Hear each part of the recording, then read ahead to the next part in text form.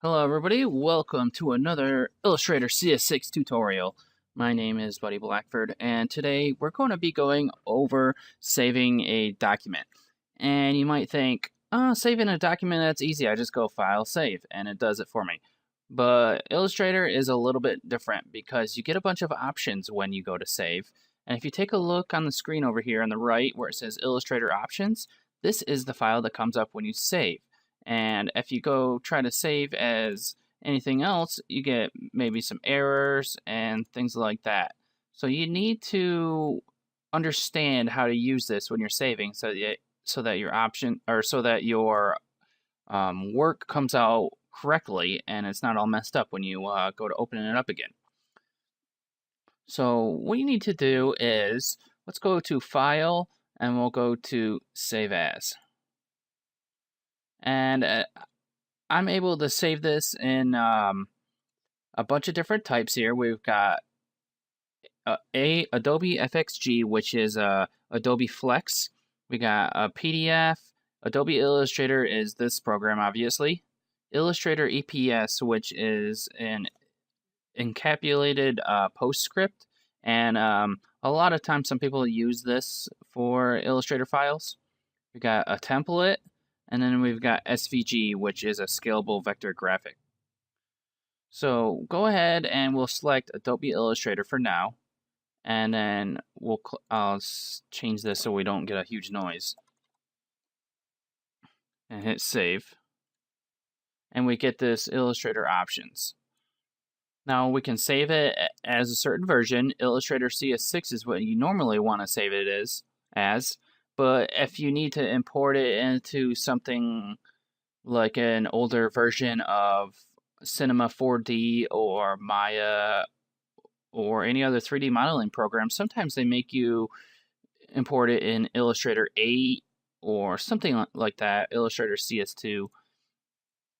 But there's how you select your versions. The next thing we got here is fonts.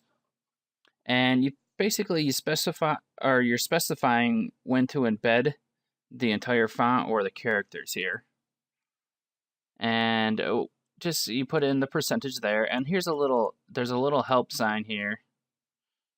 Oh, never mind. That's part of that's actually part of the sentence there.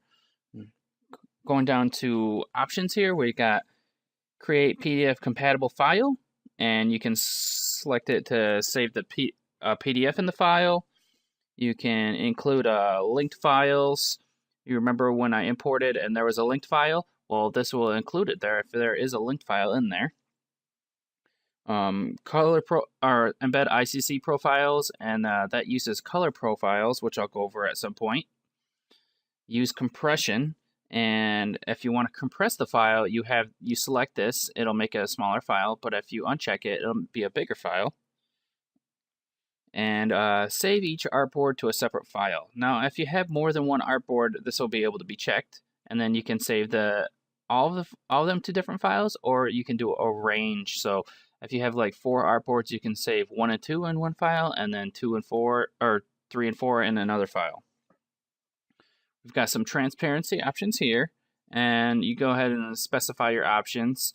Some of these words might not make sense to you because I haven't gone over a whole lot, but if you want to preserve the paths, you can check that one. And these are radial buttons, so you're going to be able to check either or. And then you get your resolution here. And at the bottom here, you've got some warnings. So it says the document raster effects resolution is 72 ppi or less. Well, I don't have any raster files in here, and I'm not saving it as a raster.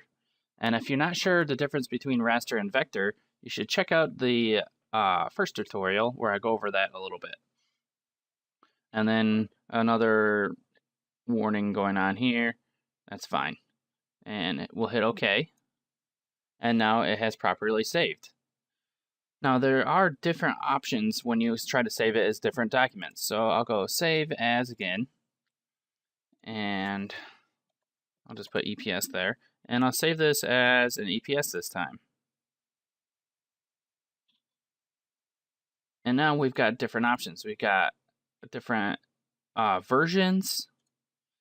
This time we've got formats and it saves it as a TIFF, transparent or opaque, and then you've got all these other things going on here.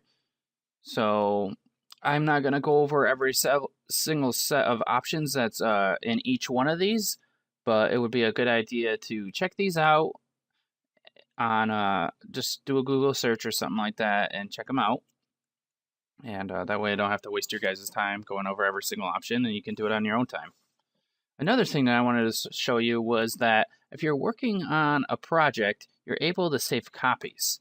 And the reason you would want to save copies is you're making you want to save incrementally. So if you're working and your client likes what you have and you're golden, but later on the client is like, nah, I want this changed now. Go ahead and make the change and save it as a copy. That way you have two different versions. And in case he decides that he likes what you had previously first, you don't have to go back and make all those changes again. You can just save it as a copy. Or you can just go back to the previous version. So save a copy, file, save a copy, and then it'll say copy going on there. So I have already had one that was a copy. And then just append a number to it, if it doesn't already. And then you're good to go.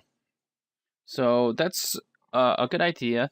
You should save your document about every time you make some decently major changes, or every like 10 minutes. Just hit Control S to save it. If you're saving incrementally, Alt Control S is the hotkey. So that's keep that in mind. So that's all I wanted to go over about today. And thanks for watching this. Now you know how to properly save a document, and you're not all confused with all the options and not clueless when they come up. So thanks a lot for watching, and have a good day, everyone.